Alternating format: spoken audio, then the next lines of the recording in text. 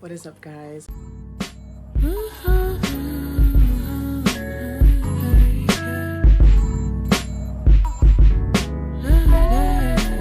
Welcome back to my YouTube channel. I know it has been a little second since I've uploaded a video. It says like 11 days ago, but don't worry, I'm back. I just needed to figure out, what my next couple of videos were gonna be about. But this one is definitely set on my mind. I just knew for a fact that this is one of the videos that I wanted to do because it's something I'm passionate about, and I think that it would be nice of me to just spread the word to other people that are either new or have already been here in the skate community. So that's what this video is going to be about. A little about my skate journey, what skate style I do, what skates I would recommend for beginner skaters, and some do's and don'ts. I'm a JB skater. I started skating originally in 2019, right before the pandemic started.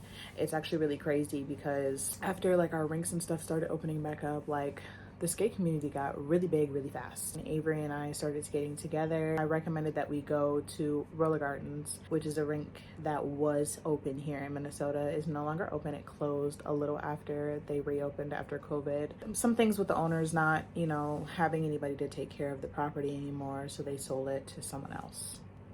It just started off as just going for fun, and it's hilarious because Avery didn't even want to go at first.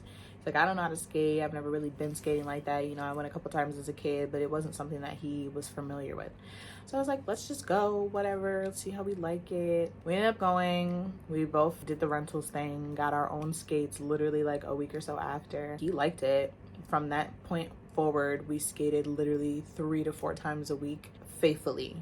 And I mean faithfully. It was just so fun. Like, it was a great time, and I feel like it made us closer as a couple. But anyways, enough about that. After we both got our skates and started skating more and more, we started to get into different styles. Now, I didn't have a specific style at first, but we did start watching like YouTube videos, and Avery really fell in love with JB skating. And I saw the videos. I used to watch the videos too, and I kind of used to just be like, it's cool, but it doesn't really look like something I would do. And then, at the time I wasn't really a fan of the music, and I don't know what it was. It was just a whole bunch of different things. Avery started to, study the JB videos. JB originates in Chicago. JB stands for James Brown, and if anybody knows who James Brown is, a lot of his dancing and all of his theatrics when he performs, skaters in Chicago have taken that and they broke it down and they put it on skates. So a lot of things that are done through the JB skate style are to mimic what James Brown used to do when he was performing, shows around the world. God rest his soul. And like I said, I never really had a style. I kind of just went with emotions. I really, for the first year, just went around in a circle, did a little groovy or whatever, but I was never specifically stuck in a certain style. You know what I mean? More time goes by, I got into slow walking, which is another style. I'm not 100% sure where it originates, but I do know Mr. Slow Walk himself is the creator of the slow walk. I cannot remember off the top of my head where he's from, but he created it in his city, and it is worldwide now. It's amazing. It's such a fun, simple, starter skate style, I would say. It's very easy to do. Let me take that back. It's semi-easy to do because I have seen some people in my ring struggle trying to slow walk. Slow walk was like my stamp style for a good minute. Like, you couldn't tell me nothing, babes. I didn't want to do nothing. If it wasn't slow walking, I don't want to talk about it. I slow walked majority every session there was, and for a while I was the only slow walker in our rink. People would come up to me and be like, what are you doing? Like, oh, that's cute, can you teach me? And I'd be like, of course, I would love to be one of many slow walkers in the rink. I would help out and teach the girls how to slow walk and things of that nature, and guys as well. I tried jumping, aka like doing 360s, which is really like a Ohio type style, Cleveland, and then I got into splitting. I was at that time also the only girl in the rink that split it. It was dope. It was a dope feeling to be the only person because I feel like it was all eyes on me at the end of the session when I would just go hit the wall, coochie to the floor.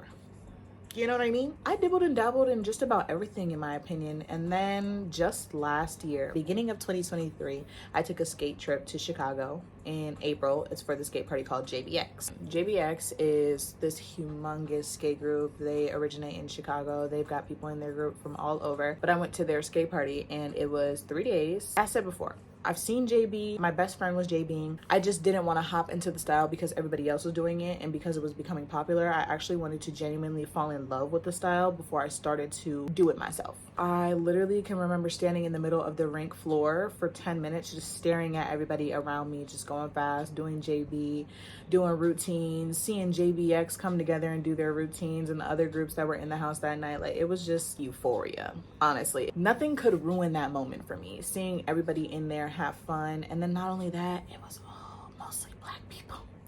No shade to white people at all, I want y'all to know that. But do you understand how beautiful it is to see so many of your people in one area and nobody's cutting up acting a fool? Everybody's having fun, enjoying company, teaching, and, you know, bringing people under their wing and showing them new things. It was amazing. From JBX on, I was motivated. I feel like going to JBX was what I needed to make me fall in love with the style, to make me actually understand why people in Chicago take JB so serious. They love it like their baby. After JBX, I started to actually practice certain things, watch more YouTube videos and tutorials. There is somebody in Chicago that does YouTube as well, and they do some tutorials on certain like fundamentals, like the first basic fundamentals of JB that you need to know.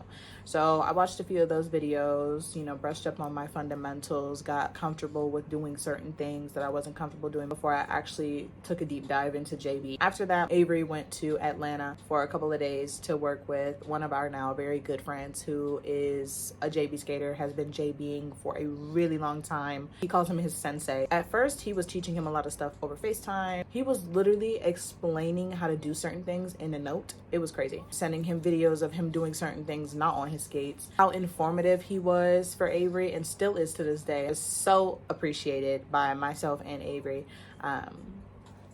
You know who you are. After that, Avery came home crazy, a beast, untouchable, honestly. Respectfully, the best JB skater in our rink, which we live here in Minnesota, so I'm not arguing with nobody. And it's not biased because my man has put in the work. He literally left our state to go work with somebody who's been doing this shit 20 plus years to get his shit together. Regardless of how anybody feel, respectfully, he's the best JB skater in Minnesota, hands down. After that, he came home and he taught me the things that, you know, his sensei had taught him. And from that point forward, I feel like I've just been trying to do my best to get better and constantly practice and everything like that. I just wanted to give y'all a little backstory on how I got into JB skating. My advice for a new skater would be, if you don't have a specific skate style and you're coming to relieve stress, you're coming to have fun, you don't have to feel like you have to do a certain style at all. Don't feel pressured to learn anything from anybody. Do what you want, do what you feel, skate how you please, and don't let anybody tell you anything different. I started off with a Sure Grip, and that's just because at Roller Gardens they didn't have that many options and it was on sale. Sure Grip skates, or any skate for that matter, usually range from $180 to $200 after taxes. These skates were on sale for $95, I think. And it's because the tongue was like sticky or something. After I graduated from my Sure Grip boot, I went into a Rideout Angel 111. I feel like that's a good beginner boot. The leather is not real, so it's like synthetic leather. It's very stiff boot. For a beginner, if you're doing indoor skating only, I would recommend 97A and above.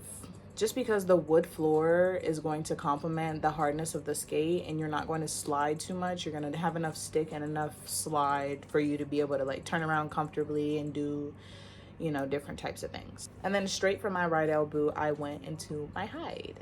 I love my Hide so much. I would not trade my Hide for the world. This is a Betty Little Hide. This is a very rare boot for the simple fact that, one, it's orange tongued, and two, it's a 7.5. I heard from the owners of Homewood Skate Shop, which is based in Illinois. They told me that it's very rare for them to, one, get in half sizes because they don't make them anymore. They don't make this skate at all anymore, but it's very rare to get a half size with the orange tongue because they don't make either anymore. After JBX, we went back to Chicago for a funeral of Avery's family member, and we went to Homewood, and I still saw the boot. I tried it on and I was like, this boot's gonna be mine one day. And I manifested it because a couple months later, Avery was like, check the mail, and I opened it and my skates were in there and I was blown out of the water. It was a late birthday gift for me. I love my Hide. I would never try, bitch. The only thing I will say about hides is they are a little more on the pricey side, but as stated before in that other video about fragrance, I'm not gonna say nothing about y'all bank account because I don't know what it's really like. I'm not gonna say it's expensive because I don't know what you can and can't afford. But my setup was like 7 something after taxes. Y'all can see that. I have a reactor fuse plate. Right now I have Rollerbone Elites. These wheels are a 101A. And if y'all like colorful, reflective laces and you want to make your skates your own, spice them up and make them really cute, I recommend that you guys go shop with Lucid Laces. I'm going to put their right here. Their website is the same as their Instagram handle. Make sure you guys go check them out. They have so many different colors, so many different styles. You can hit the creators up. They will make a custom pair for you. Make sure y'all go follow them and support them if you want some very colorful, cute laces. I'm going to be reading off my computer, so if I'm looking over there, don't mind it. My first don't it's kind of biased. Don't join a skate group, okay? You don't need it. As cool as they look, as fun as they are, whatever you can do in a group, you can do solo. You still would get to meet people, you know, at skate parties, in your community, just around on Instagram from sharing the same type of passion for skating. Just don't recommend it just because things can get messy really fast. I've been in a skate group before, and before we decided to make a group, we were friends. But when we decided that the group and the friendship wasn't working, I feel like it broke up our connections that we had with out of town people and even people in our own skating rink because they felt like they had to pick sides. And if you don't feel like being put in that kind of position, then just don't even do it. Just don't even get started, okay? Stay solo. Thank you. Do take off your stoppers. So crazy the amount of people I see in my rink and just on YouTube or even Instagram in general that are past their beginner skater stage and they still have these big ass stoppers on. I recommend a toe plug. Once you get comfortable learning how to T-stop, it is basically if you're skating forward, whatever your dominant foot is skating, you would take that foot and slide it to the side, and eventually the harder down you press your wheels to the floor, you'll start to slow down. I just feel like when you have the big stopper on, it hinders the ability to do certain things like turning around comfortably or being able to crazy leg or doing other things like jam skating that may require you to be a little higher on your toes, because the toe stop is literally meant for you to lean your foot forward so that you stop. Number 3 goes into the first one, is don't involve yourself in drama or things that don't concern you. There have been a number of times where I feel like I've been mixed up in skate world drama or things that have been going on in my rink that literally did not concern me, but because I knew the information, it automatically made me like an ally. If it's not involving you, your well-being, or your growth in the skate community or your skate journey, then there's literally no need to get involved in business that doesn't concern you. I've accidentally found myself being too informed on someone else's business, and then it turns around and bites me in the because I just knew, you know, what was going on or whatever. But yeah, don't get wrapped up in it. As interesting as it may sound, as interesting as it may be, especially if you don't really have much drama going on at your home rink, and then you hear that so-and-so and so-and-so is doing so-and-so, you be like, damn, that's crazy. Don't even do it, okay? Thank you. And lastly, I feel like there's more, but I'm just gonna wrap it up to 4. My last one is do ask questions. I found myself asking a lot of questions. Even before I started my JB journey, I found myself asking a lot of questions to people in my rink about how to get better at certain techniques. And I was never afraid or uncomfortable to ask those questions. Of course, it is a little like eerie or uncomfy asking a stranger or somebody that you don't know certain questions, because you never know how they're gonna come off. You don't know if they're gonna think like, oh, she's trying to steal my style, or oh, I don't wanna tell her anything because she's gonna be copying me. She's gonna be trying to look like me. Don't let that hinder your experience. Don't let that stop you from asking somebody, because they could give you the whole playbook off of asking one question. Don't ever be afraid to ask anybody, regardless of how many followers they have on Instagram, how big they are in their rink, how well known they are out of town. It doesn't matter. Don't let that hinder your skate experience. Don't let that hinder your growth, because that could be the next step, or that person asking that question could be the next step into your elevation in your skate life. This is all a growing experience. Look at me.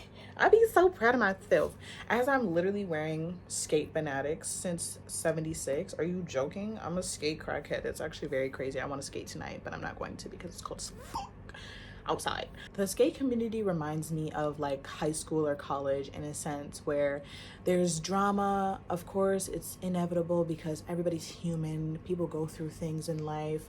And then there's also so many friendships, so much learning, and so much fun that comes out of it too, outside of the other BS. In my opinion, the pros definitely outweigh the cons when it comes to skate cultures. And eventually, the more comfortable you get with people and meeting people, you're gonna create these natural bonds, and these people almost become like your family.